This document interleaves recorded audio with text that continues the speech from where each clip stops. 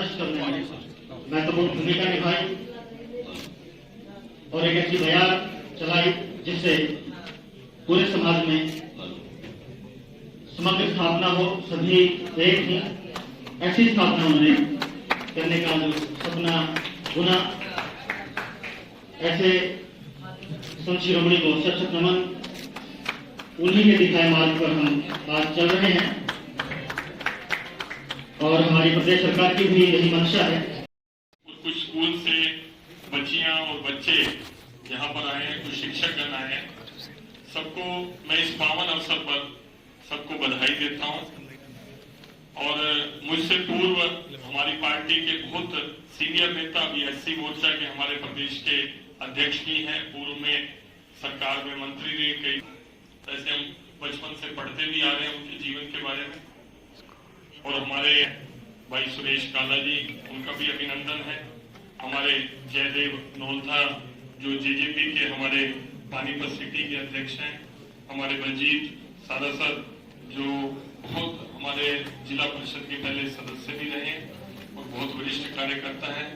भाई प्राण रत्नाकर जी, मैं छात्र जीवन में था, मेरे को आगे बढ़ाने वाले ऐसे प्राण जी, मेरे को छात्र संघ का चुनाव भी लड़वाया इन्होंने। और हमारे यहाँ के उपायुक्त महोदय बिल्कुल परिवार की तरह, भाई की तरह, ऐसे भाई सुशील सारवान जी बैठे हैं यहाँ पर, राजेश सोनी जी हमारे सीटीएम हैं, एसडीएम साहब वरिंदर जी अभी ज्वाइन ही किया होगा शायद 1-2 दिन पहले, भाई रविंदर मलिक जी हमारे एडिशनल सीईओ हैं। आप सबका मैं यहाँ पर स्वागत करता हूँ। अपने साथी चेतन जी, दिपेश जी, अनेक कार्यकर्ता यहाँ पर बैठे हैं। मैं बहुत ज्यादा विस्तार से नहीं, क्योंकि मेरे को कार्यक्रमों में आगे करनाल में नीलोखेड़ी के कार्यक्रम थे, जो मैंने प्रार्थना करी मुझे अंत तक यहाँ रहना चाहिए था। मैं भाई का भजन भी सुनना चाहता था, लेकिन मजबूरी है। आगे बिल्कुल आज 10-10 मिनट का नीलोखेड़ी का, इंद्री का, करनाल का कार्यक्रम, और मैं 3 कार्यक्रम अटेंड करके यहाँ पर खड़ा हूँ। सबकी उम्मीद थी, क्योंकि कई दिनों के बाद मैं 4-5 महीने मेरे वेस्टर्न यूपी में जिम्मेवारी थी चुनाव की, पार्टी की तरफ से वहां लगे, तो एकदम से सबको उम्मीद थी कि 14 तारीख को इलेक्शन खत्म होगा तो उसके बाद संजय जी रहेंगे, तो इसलिए मैंने कहा अधिक से अधिक कार्यक्रमों में पहुंच पाऊं, ऐसा मेरा प्रयास है।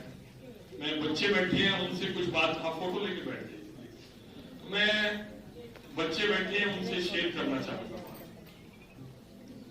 संत गुरु रविदास जी का आज पावन जयंती है, हम उनको याद करते हैं, हम उनके जीवन के बारे में याद करते हैं। आज हम सबको कम से कम प्रत्येक बच्चे को अपने घर जाकर, आजकल सब आप नेट, आज आप किसी से पूछो आप कौन है, आपका परिचय क्या है, तो हम अपना परिचय अपनी जाति के आधार पर देते हैं। अपना नाम बताएंगे, आगे अपनी कास्ट बताएंगे, और आगे पूछेगा, कहीं पूछेगा और कौन से समाज से, आगे वो बताएंगे।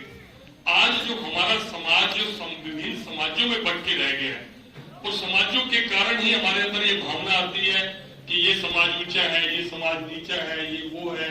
तो जो भेदभाव आता है ना, इस भेदभाव को आज तो हम सब पढ़े लिखे लोग हैं, ये मानते नहीं, इंटरकास्ट मैरिजेस भी होती हैं, लेकिन एक समय तो इसकी बात करना भी गुनाह माना जाता था कि कोई ये बात कह देता कि कोई श्रेष्ठ नहीं है, ये श्रेष्ठ है।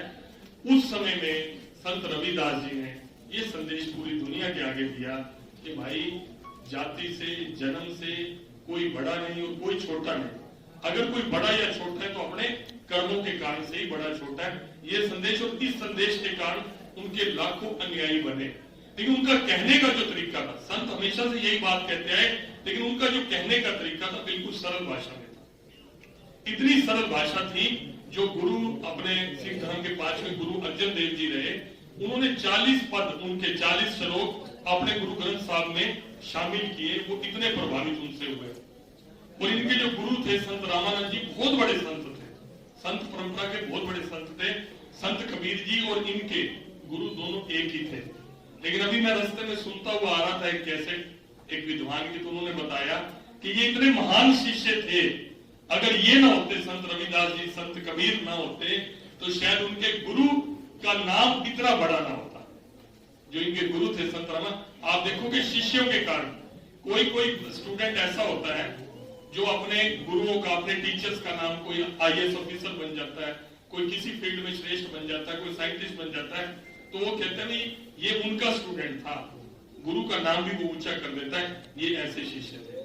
और इनके जो शिष्य थे, संत जैसे बता रहे थे मीराबाई जी, एक बहुत बड़ा नाम था। आप ये समझो कि राज परिवार के अलावा उनका जो कृष्ण के प्रति अटूट भक्ति थी, उससे उनको पूरी दुनिया के अंदर बड़ा नाम था।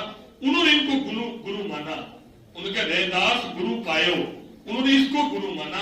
आप ये समझो कि कितनी उनकी महिमा थी। उन्होंने मंदिर में जाते हैं, 10 जगह जाते हैं, उन्होंने गुरु रविदास जी ने कहा कि मन चंगा ते कठौती में गंगा। शायद आजकल के बच्चों को ये भाषा थोड़ी समझ, मन चंगा, मन मतलब आपका दिल अच्छा है, आपका दिल अच्छा है, तो कठौती जिसमें वो चमड़ा साफ करते थे, सही कह रहा हूं ना, वो कठौती में भी गंगा है।